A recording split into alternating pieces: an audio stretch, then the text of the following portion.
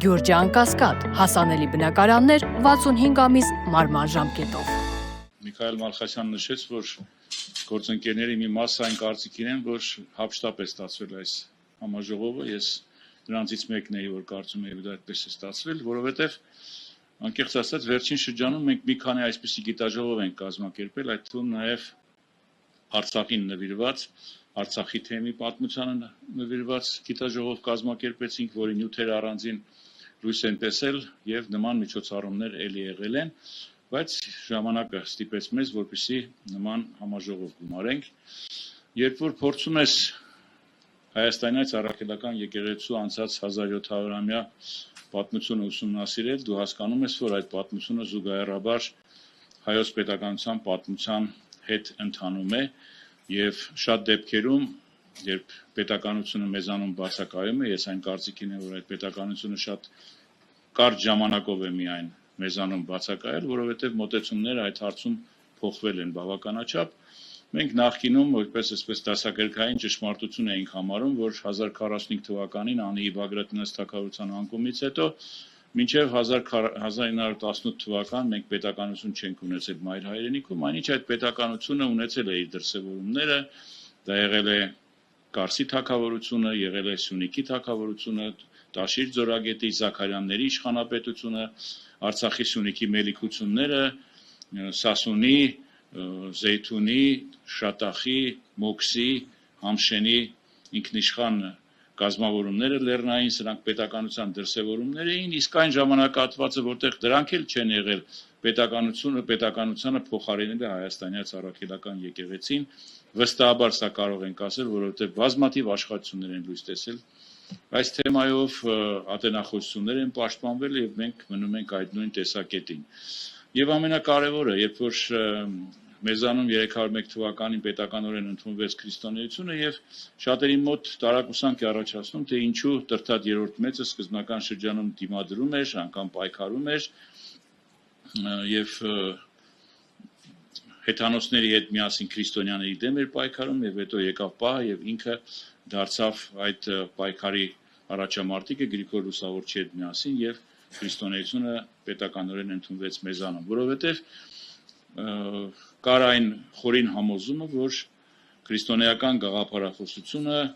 կամրապնդի հայոց պետականությունը եւ իրոք դա այդպես էր, որովհետեւ ինչպես ասում են, եթե երկրի վրա միակ ճշմարտությունը ընկալվում էր որպես թագավորի խոսքը եւ երկնքում Աստծո խոսքը, պետք էր այդ երկուսը միավորել եւ որովհետեւ հեթանոսության պարագայում ճշմարտությունները կարծես թե շատ էին, կային բազմաթիվ աստվածներ, պետք էր լինել մի աստվածություն, Հիսուս Քրիստոս եւ այդ իմաստով պետք է փոխել նաեւ գաղափարախոսությունը եւ ամրապնդել պետականությունը եւ այդպեսին էլ եղավ։ 1700-ամյա պետականության պատմության ընթացքում թերևս կարելի է հիշել միայն Տիրան թագավորի եւ Հուսիկ կաթողիկոսի հակամարտության շրջանը, որն ավարտվեց կաթողիկոսի այսպես ողբերգական սպանությամբ եւ հետագայում մենք անգամ ունեցանք նման իրավիճակ Օսմանյան կայսրության եւ պարսկական տիրապետության շրջանում, ել չեմ ասում նաեւ բյուզանդական տիրապետության շրջանում Արևմտյան Հայաստանում, ռուսական տիրապետության շրջանում Արևելյան Հայաստանի մասին է խոսքը եւ ռուսական իշխանությունները ցարիզմի պայմաններում մեզ որոշակի կարգավիճակ տվեցին հայաստանյաց առաքելական եկեղեցուն հայտնի Պոլոժենիով 1836 թվականի մարտի 11-ի։ Եղան ոտնձգություններ հայ եկեղեցու նկատմամբ 19-րդ դարի վերջին 20-րդ դարի սկզբին հատկապես 2003 թվականի հունիսի 12-ի օրենքի մասին է խոսքը, բայց շատ արագ ցարական իշխանությունները հասկանալով այդ օրենքը չեղարկեցին 1905 թվականի օգոստոսի սկզբին։ Այնպես որ պետականության կողքին լինելու հանգամանքը միանշանակ է հայաստանյաց առաքելական եկեղեցին եւ նրա առաջնորդը պատահական չէ որ սկզբում չի կրել ամենայն հայոց կաթողիկոս պատվատիտղոս, իսկ հետագայում կրել է այդ պատվատիտղոսը, որովհետեւ մեզանում շատ բան փոխվեց։ Այդ հայոց պատմության մասին երկու բառ այստեղ ասեմ, գիտեք որ մեզանում արդեն պաշտոնապես հայոց պատմությունը սկսել է կոչվել Հայաստանի պատմություն, մինչդեռ դա նույն բանն է, որովհետեւ այստեղ գրաբարի եւ աշխարհաբարի խնդիր է, որում հայոց պատմություն միանշանակ նշանակում է ոչ թե հայերի պատմություն, այլ 5-րդ դարում էլ ընկալում էր որպես մեծ եւ փոքր հայքերի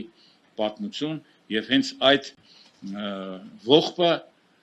խորենացու վերաբերում է հայոց պետականության անկման, այսինքն նա ողբում է հայոց պետականության անկումը թագավորության մակարդակով, թեև թագավորությունը վերանալուց հետո պետականությունը մեզանում չվերացավ։ Եվ արդյոք պատահական է, որ հատկապես 17-րդ դարի կեսը մենք համարում ենք հայոց պատմության նոր շրջանի սկիզբը, ազգային ազատագրական շարժումների ժամանակահատվածը, երբ որ հայոց կաթողիկոսները Ստեփանոս Սալմաստեցի, Միքայել Սեբաստացի, Հակոբ Ջուղայեցի ամբողջ 19-րդ դարի ընթացքում վիրայոց թեմի առաջնորդ Ներսես Աշտարակեցի, հետո որպես կաթողիկոս, այնուհետև Մկրտիչ Խրիմյան, ամբողջ 19-ի վերջ 20-ի սկիզբ հայաստանյաց առաքելական եկեղեցի միանշանակ հայ ազգային ազատագրական շարժման առաջնորդ է, Տեր Արարատը փայլուն ատենախոսություն պաշտպանեց այդ թեմայով, ոչ մեկիս մոտ մասնագետների կասկած չկա, որ հայոց պետականության ակունքներում այո պետք է տեսնել հայաստանյաց առաքելական եկեղեցուն եւ այդպիսին էլ այսօր մեր խորին համոզմամբ մեր եկեղեցին մնում է։ Մեր սրբություններին կպչել չի կարելի։ Ես որպես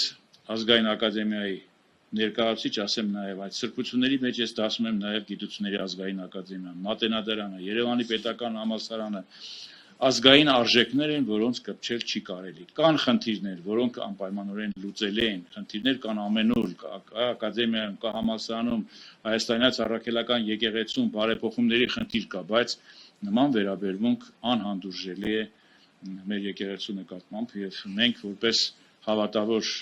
հայ առաքելական եկեղեցու զավակներ պարտավոր ենք եւ որպես գիտնականներ մեր